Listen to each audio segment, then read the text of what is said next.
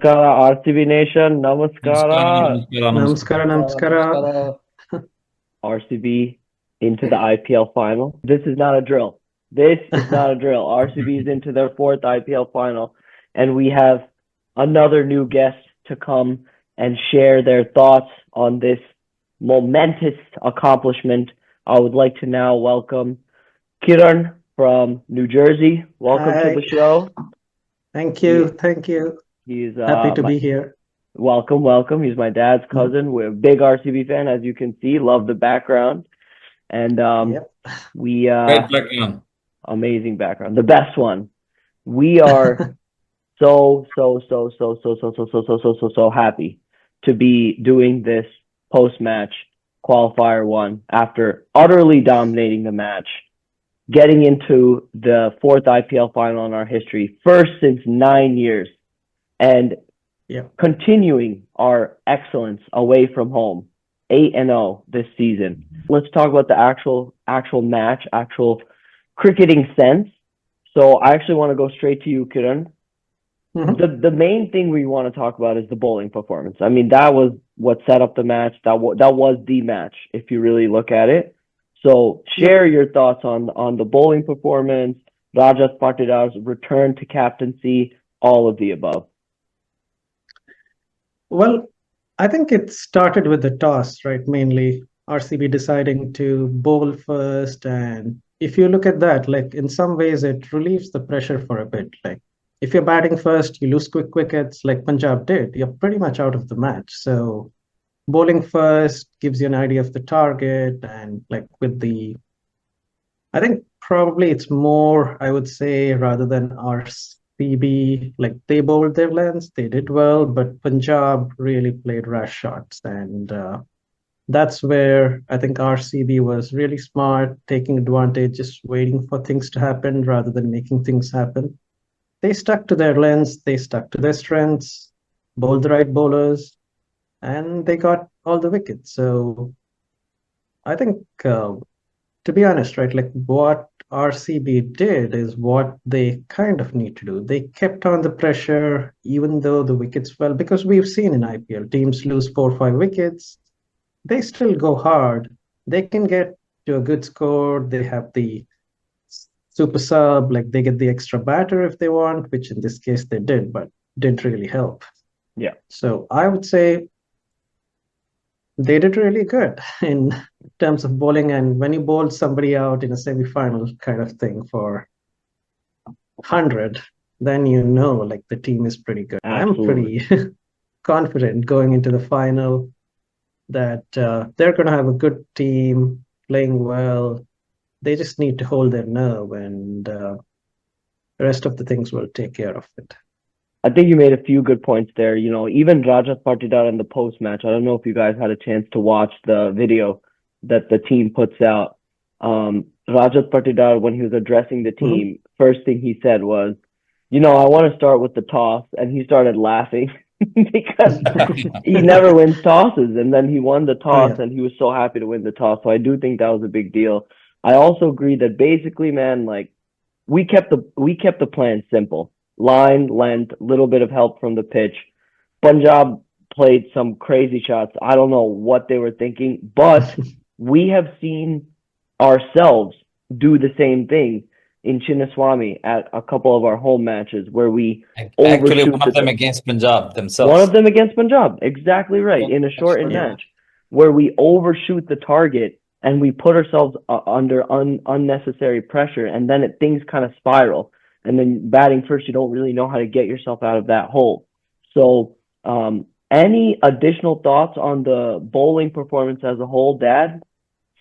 I think the pick of the bowlers obviously were two. I would have given the shared man of the match for Hazlewood and then Suyash.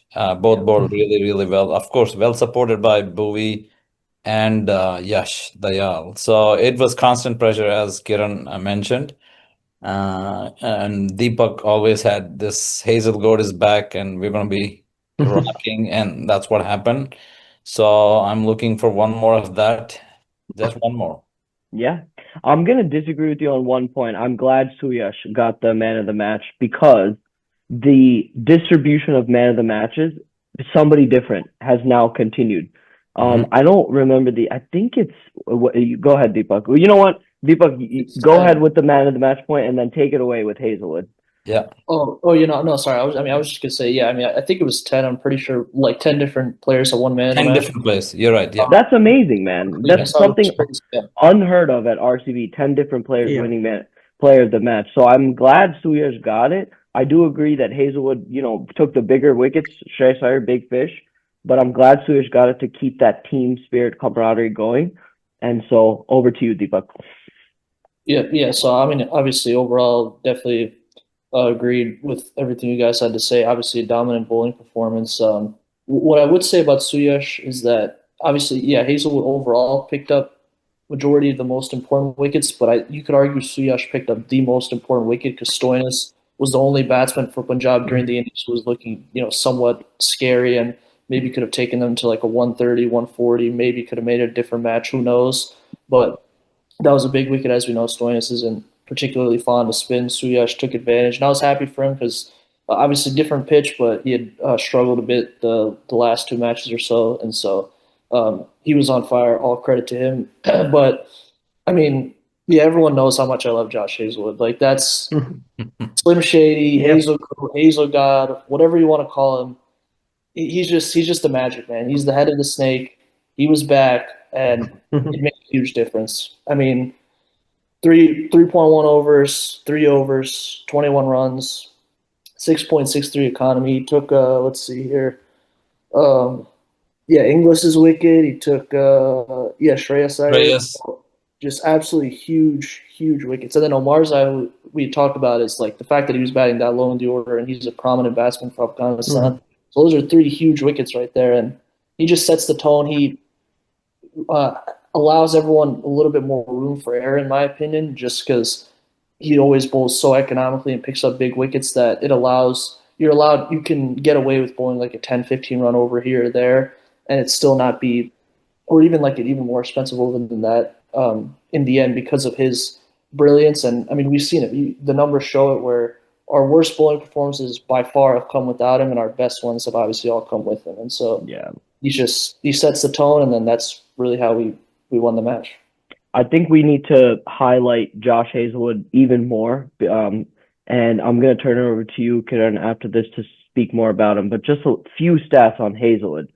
He has 21 pulls, 21 wickets this season.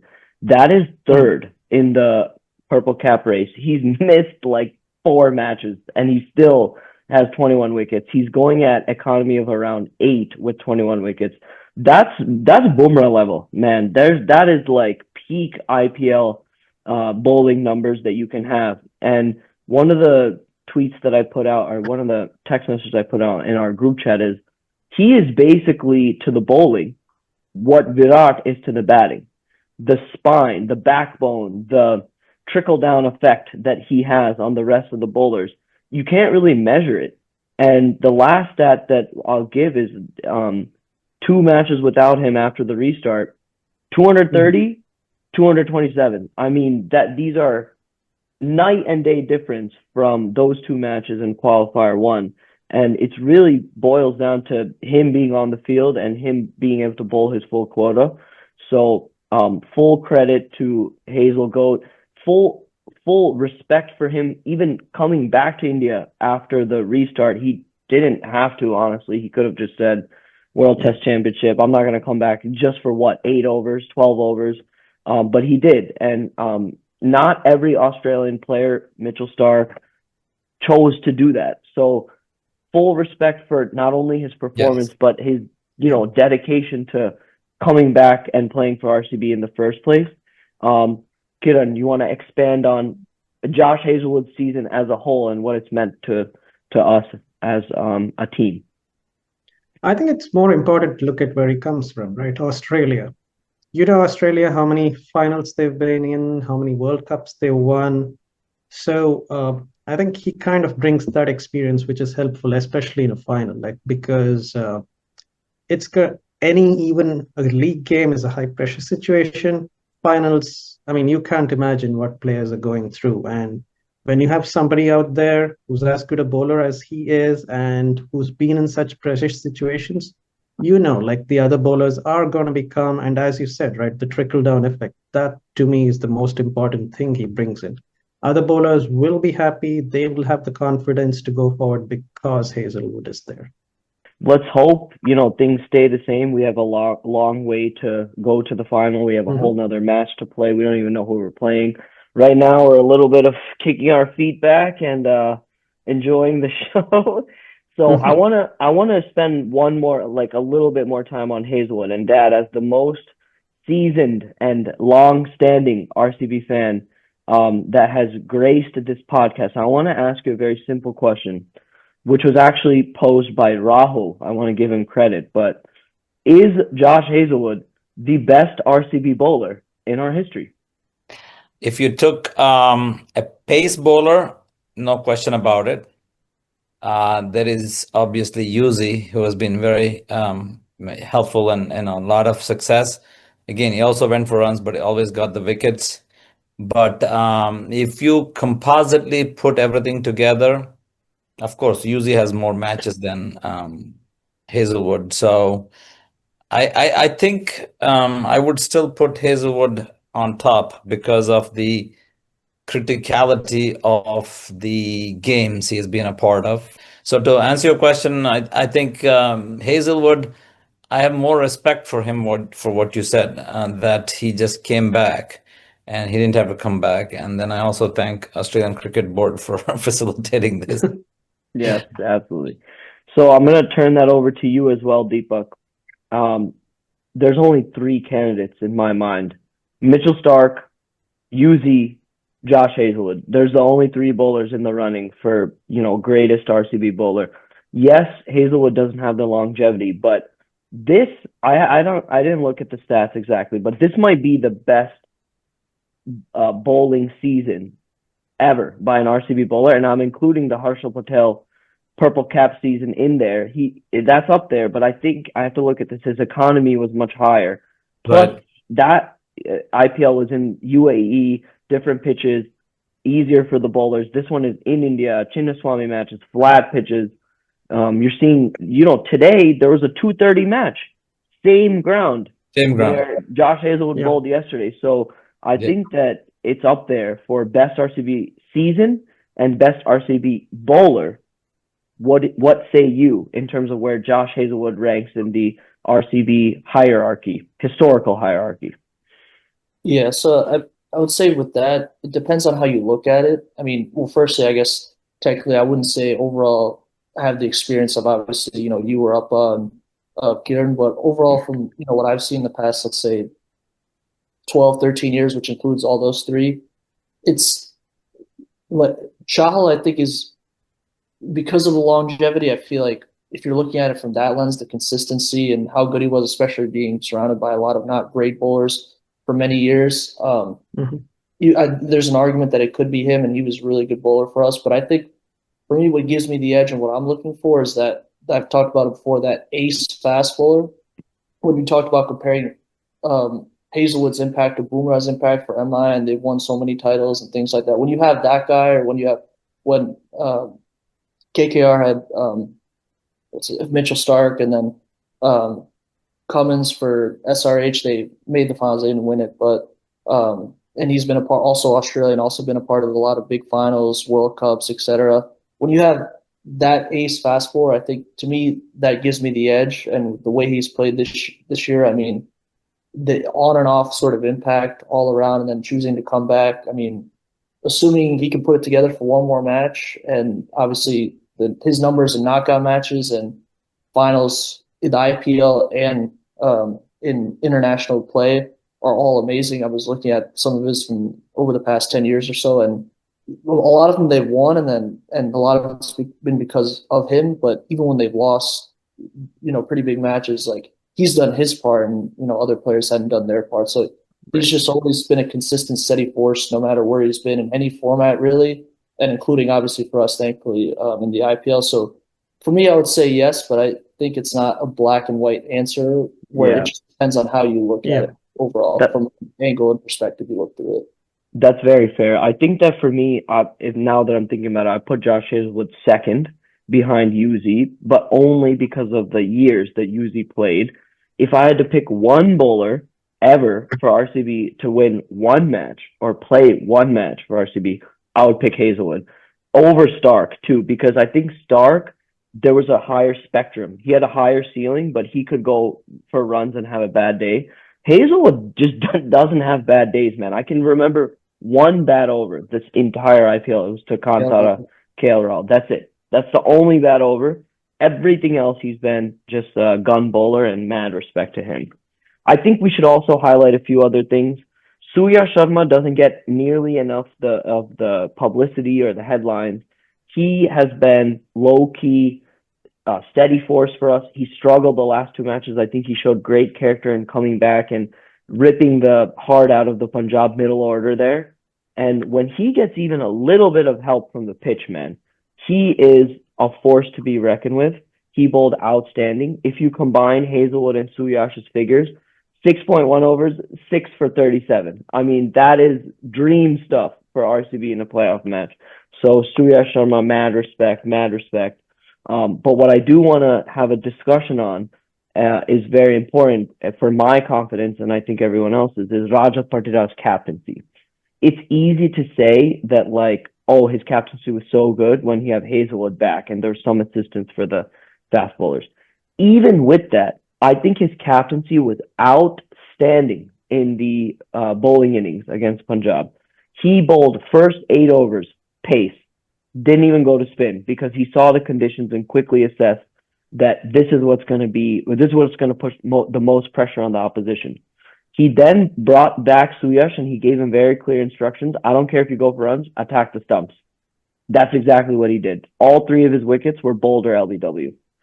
Then he brings back Hazlewood for a 4th over, goes for the kill, gets it within 1 ball. Everything Rajat Patidar did was outstanding. Kiran, I'll turn this to you. Tell me how you feel, or compare and contrast how you feel with Jitesh Sharma as captain versus Rajat Patidar. Well, it's very hard to say. Both of them did the best they could, and you got to see where kind of pitches you're in, right? Like, if obviously the opposition takes risks, they pay off. Like, what are you going to do as a captain? Like, you'd be criticized, or like, no matter what you do, the kind of bowlers you change. And I think Patidar, like, he comes in with a bit of confidence. Like, obviously at the beginning of the season, we didn't really know he's going to be the captain. Like, he was offered the captaincy, then he did take some time, and then eventually he accepted it. And I think, to be honest, like, he's, apart from these decisions, right, it's not really his own. Like, he gets help from Andy Flower, like, and the rest of the team making analysis. They pass on messages, they tell what the pitch is behaving. They do all these statistics, and I think what has helped is the consistency of the whole team, like, on the captain. Like, it makes his job easier. Like, if people are batting well, bowling well, then it's easy for him, right? He doesn't need to worry too much. Like, but if RCB, let's say, there was like a 4 or 5 games where they continuously gave 230 plus runs, then yeah, everybody would start questioning his captaincy, like what he's doing. And obviously, like, it would also show up in his batting. Like, he did well in the first few games, then he didn't do well like in a long stretch. Now he showed glimpses that he could do well. So hopefully, like, I would like to see more than his captaincy, but either the batter come on, like, in the final. Like, that, Fair. to me, is the key. Fair. So captaincy for you, it's kind of like, if it's Jitesh, fine. If it's Patidar, fine. But in past episodes, we've discussed how much we think it's important that Patidar specifically on the field. Dad, do you want to shed any light on how you felt? Yeah. Definitely, of course, Jitesh not experienced enough, so you could see that he got flustered. But actually, I don't know whether you know, Bhuvneshwar Kumar actually had an interesting point about Patidar, that What? he has this calmness about him. If you lose a game, the dressing room body language can totally go haywire. and everybody starts panicking. He says he doesn't do that. And with his IPL, every game is important. Net run rate, top to top, get into the top four. With 10 teams, it's much more difficult than when it was 8 teams. So that's why winning a championship in the past few years is much more difficult than initially. So those are the things to take into consideration because every match is important. That he brings some sort of a calmness where he doesn't panic. We have seen people in leadership roles do panic. I mean, it's natural response, but I think he has a cool on his shoulder, cool head on his shoulder. But most importantly, I agree, he was injured. We talked about that. He was not 100% fit, but you can see the glimpse of him back to his almost complete fitness. Now he's taking the whole captaincy as opposed to impact player. So I'm hoping that he does bring both to the finals. Yeah. His captaincy and the calmness and his ability to hit. Yeah. I think from Partidar's standpoint, I have to say the captaincy thing I want to separate because I personally think IPL captaincy is very difficult.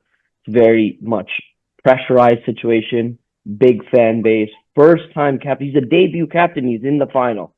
He's brought RCB to the final. I think that can't be understated. So I feel much better about his captaincy. He has a calmness, but it's not aloofness, which I felt with Faf.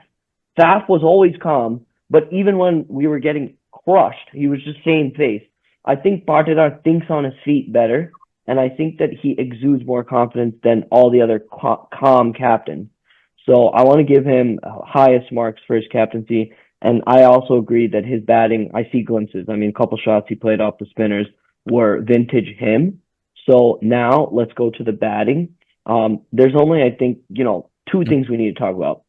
Phil Salt, which I'm going to give it to you, Deepak. That's a person we've questioned on this podcast. Should Jacob Bethel have been playing in place of him? I think we have the answer. The answer was no. The team management was right, not us. Phil Salt is the first choice opener, full stop. If he's healthy, he's playing, and you see why, because he can just take the game away. The other thing we can discuss, and we don't even have to spend that much time on it, is this was a dominant chase. There was 2 overs where it felt like the match was in doubt, even like a little bit, with Kyle Jamieson to Kohli getting him out, and then Mayank Agarwal struggling for a little bit. Outside of that, absolutely crushed this chase, led on the back of Phil Salt. So, Deepak, what do you have to say about Salty? Yeah, so the assault was on. It was just an absolute barrage, as what he always does. Where with Salt, I love the guy. I thought it was a good addition, really good addition, bringing him in as a really solid opener. With Kohli, and he's been in great form for most of the year, if not all the year, outside of maybe 1 or 2 matches. And the key, obviously, as we talked about, I don't know, it might not have been on the podcast, but I know for sure I texted it, was like, dude, just like stay away from Arshdeep. Just like, you can attack everyone else. Just calm down with him. If you can just do that, you'll be okay. Because the first 2 matches we had played against Punjab, he had scored a total of, I believe, 5 runs, and he had both times he had been dismissed by Arshdeep. And so it was one of those things where if you can just play it safe there, take calculated risks, if you're able to loose delivery and whatnot, but then attack Marzai and Kyle Jamieson, whoever else, like Harpreet Brar, obviously, once he came, he just belted in for a couple of 6s. So it's just one of those things where with Salt, the first few balls can be a little rough because he doesn't always time it properly, and he's still finding his groove. So he doesn't just come in ball 1 and just start bopping immediately. But once he sees like 5 or 10 balls and makes it past the first 1 or 2 overs, it's like get the popcorn ready, get the masala puri, get whatever you want ready because it's going to be a show. Yeah. And so it's just, yeah, he just carried the innings, and what did he score, like 50 something? Yeah, 56 on 27, 200 plus strike. It's just dominant performance, and led the batting in a dominant chase, and easy chase, but still chase it in 10 overs, which is something. Couple things about Salty. His fastest IPL 50. That's a shocker to me. Yes. He's a destructive batter. Yeah. So he was even destructive by his own standards. That was awesome. And then the other thing that stood out to me was Kyle Jamieson looked like he was making a match of it. He had Agarwal dancing. The ball was going all over the place. So then he finished that over. Somebody else bowled. I think it was Omar Zai. We got like 10 or something off that over. Kyle Jameson comes back. Salt takes him for 20 runs. Just absolutely sticks it to him. And so when he's on, man, he can really, really take the game away. So that kind of concludes our post-match analysis. It was very easy match. We didn't break a sweat at all. It was absolutely wonderful to watch. It was exactly what the doctor ordered for RCB fans. So now let's move on to what this means to us, because I don't think this can be overstated. This is not something that is common here at RCB. For RCB fans, I remember 2016. I remember where we watched the final. I remember how devastated I was after the final, how I didn't talk to anybody for multiple hours. We were in a relative's house. Dad, I'm sure you'll remember. Yep. It was honestly like a morbid scene. It was so painful. And then you add on to that eliminator losses, qualifier 2 losses in the last 5 years. It's so much pain that we've had at RCB, but we've never stopped loving this team. We will never stop loving this team in the future. And it just feels so wonderfully good to be back in the IPL final and to have as good a chance to win it as we do. I'm like getting emotional talking about it now because it's something that we could have never seen coming. It just didn't seem possible because it felt like, you know, Chinnaswamy cursed. The franchise doesn't have a good think tank. We always mess up the auction. We only ever have 3 players that are good. And for us to put it all together to be in the final, it means everything to me. The fact that we've started a podcast the year that we made it to the final, on a personal note, that's like awesome. I'm so glad to be able to discuss it. And so I just wanted to say that because this is a culmination of many years of pain and suffering. So I want to give all you guys a turn to give your thoughts. Kiran, you first. Sure. I mean, I'm certainly happy they're in the final and more happy with the team combination this year. And that gives me confidence. Like earlier, it was just like, okay, a couple of them were brilliant, like doesn't happen every season, and there's obviously risks. And we saw it, like the way they lost in 2016, right? They had 2 or 3 good players. That's why, and they lost a few quick wickets and nobody else could pick up the mantle from there. This time, they've played it consistent throughout the season. It's not like they just made it in the last minute. They were on top for a very long time. They were in the top 2, 3, and they never looked back. So I think over the years, obviously there's been a lot of disappointment, a lot of heartbreaks. Looking at that, I'm happy with the way they've gone to the final rather than they've been in the final. So That's good point. that gives me confidence that they can keep their cool. I'm happy. Statistically speaking, right? Any team that wins qualifier 1, they've won most IPLs. So that's just true. Statistics help RCB, but that's not the only thing that matters. And that's true. So I'm happy. I'm really happy with the way things are going. Yep. Absolutely. Before we get to the actual final itself, Dad, bask in this. What does it mean to you? Yeah, I'm going to make it very quick. Every game, T20 game can go either way. And I don't think Punjab was a team which was $100 team. We all know that. We just got good of them. And then if they come back, they'll be waiting for it against us. So the good thing is we're not completely celebrating because we don't have the job completed. One more, right? Job's not finished. One more. Yeah. One more, and we have the best chance, and we've been there before, and cautiously optimistic. And whoever comes on, I don't think it matters, but I think we can get it across to them. Excuse me. Before I turn it over to you, Deepak, I liked what Shreyas Iyer said after the match. We lost the battle, but we haven't lost the war. He's a very shrewd, confident, good, great captain. Yeah, he knows what he's saying, and he's not going to take this lying down. I think it's a 50-50 match between them and Mumbai in qualifier 2. And if they play us in the final again, it will be a different match. I have no question about it. The Shreyas Iyer, Ricky Ponting will have them ready to go. But again, before we get there, Deepak, what does this mean to you that RCB is in the IPL final? Yeah, no, so basically it feels good. Obviously I remember 2016, it was rough. It was so good, 75% through the match, and then it just came all falling apart once Kohli and Gale both got out. ABD couldn't get going, and there was just a spiral effect.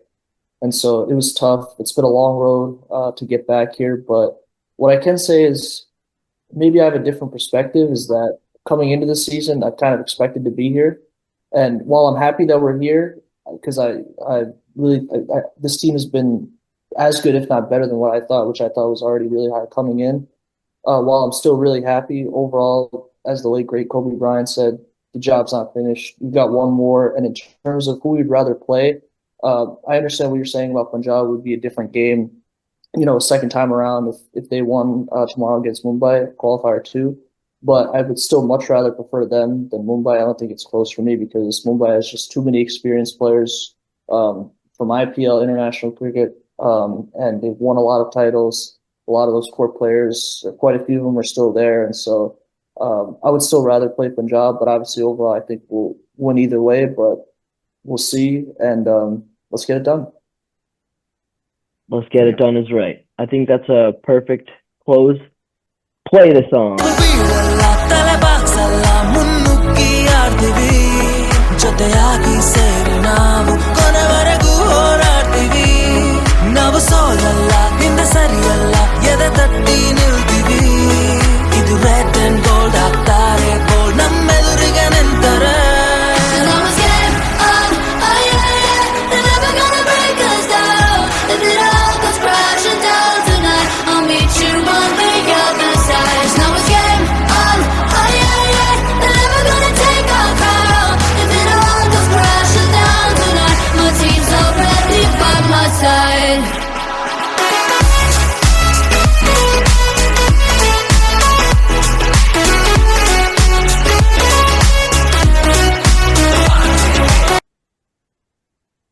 All right, guys. We'll see you for the pre-match.